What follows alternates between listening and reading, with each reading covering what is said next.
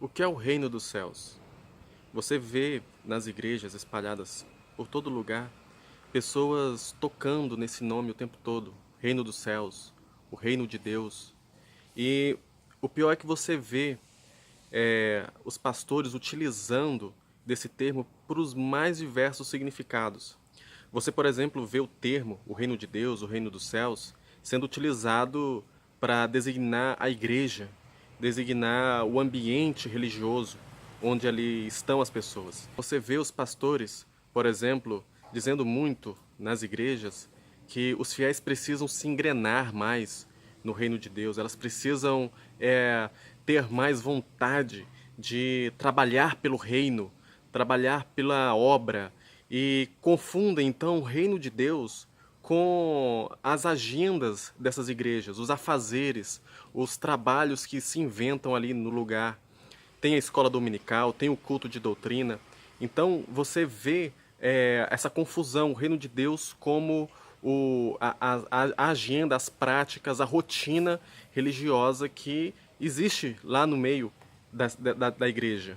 Você, por exemplo, vê muito eles falarem que é necessário buscar primeiro o reino de Deus e a sua justiça, e todas as demais coisas vos serão acrescentadas, que é uma passagem linda de Jesus, mas quando se vê o significado disso na boca deles, o que eles estão querendo dizer é que você precisa buscar a igreja sempre em primeiro lugar, e depois todas as outras coisas, depois a sua família, depois o seu trabalho, depois os seus amigos, depois o seu lazer. Então, a igreja em primeiro lugar. A igreja é o centro do que eles chamam de o reino de Deus.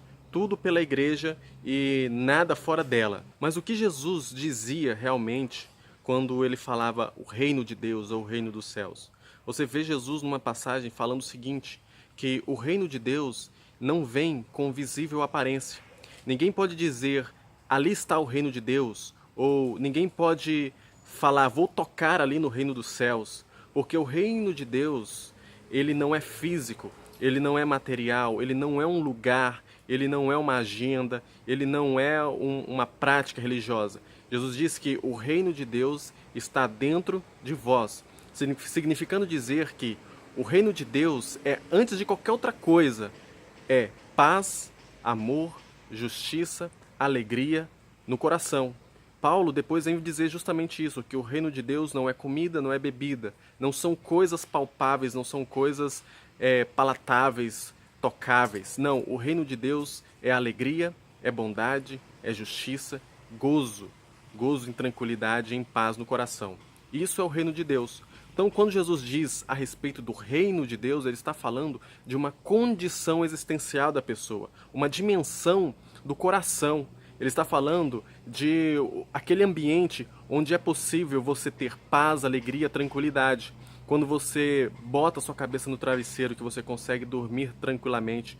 Quando você acorda de manhã, você tem disposição para acordar e para ir para o dia. Então, isso é o reino de Deus, é esse contentamento na vida, é a alegria em relação à vida, é a gratidão em relação à vida, é você ser grato. E isso significa dizer que qualquer pessoa pode ter acesso ao reino de Deus, independentemente se ele está ou não em um local físico, em uma igreja, se ele tem ou não vínculo com uma instituição religiosa, porque o reino de Deus é uma condição do coração humano.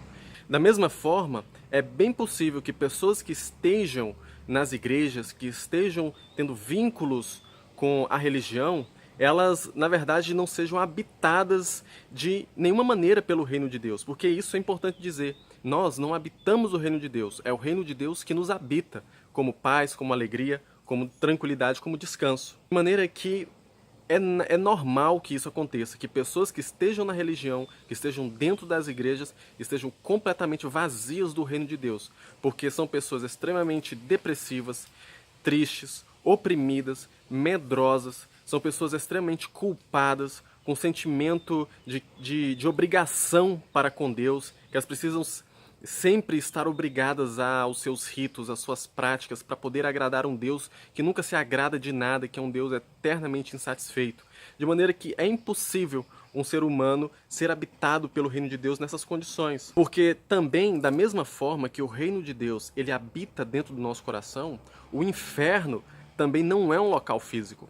O inferno não é um lugar de fogo literal, onde as pessoas ficam sofrendo ali angústias. Da mesma forma que o reino de Deus habita dentro da gente, o inferno também tem poder de entrar dentro da gente se a gente deixar. Da mesma forma que o reino de Deus é alegria, é paz, é gozo, é alegria em Deus, o inferno é tristeza, é amargura, é ódio, é medo, é pavor, é pânico. Tudo isso é inferno.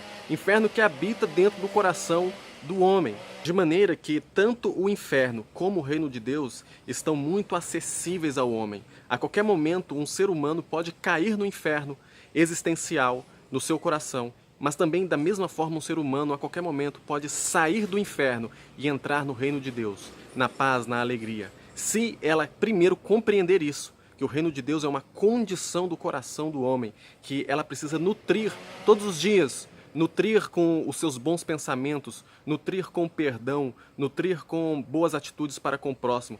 Tudo isso faz o reino de Deus crescer dentro da gente. Tudo que Jesus falou nos seus ensinos foi nos ensinando a fazer crescer em nós o reino de Deus e nos fazer correr do inferno, fugindo do ódio, fugindo do rancor, fugindo da vingança, fugindo de todos esses sentimentos que nos fazem nos afastar de Deus. Porque antes de qualquer coisa, reino de Deus é estar próximo de Deus e o inferno é o distanciamento de Deus, porque Deus é amor e importa que seus filhos se aproximem dele também neste sentimento de amor. Um grande abraço, tchau, tchau.